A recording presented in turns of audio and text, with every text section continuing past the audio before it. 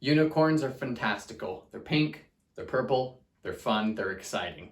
And that's why we're talking about work-life balance, so that you can find that rare optimization and have a balanced life.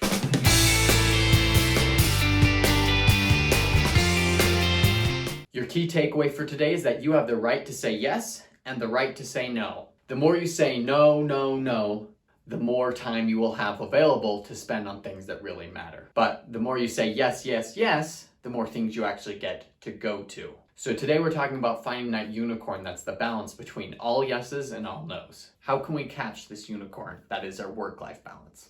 First and foremost, it is important to set clear boundaries for yourself. This means setting aside dedicated time for leisure activities, and it means creating a to-do list or a schedule where you can build in fun things for yourself as well as the things that you must do. To do this, you prioritize the tasks that you care about the most. So every morning I wake up and I pick the 2 most important things I'm going to achieve in that day, and then I get those done in my first couple hours of work. The key here is boundaries. You cannot work 24 hours a day every day of the week.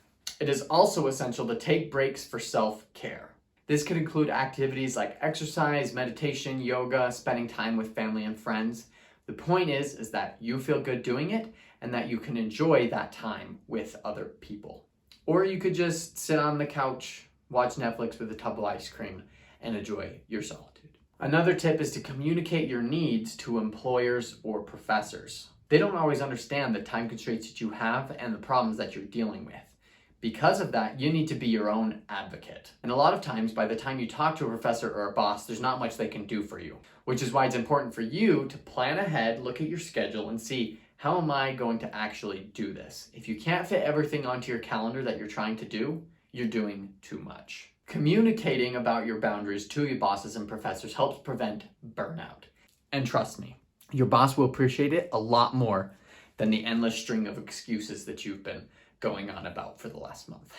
So set boundaries and then communicate them. And finally, be present in the moment and focus on one task at a time.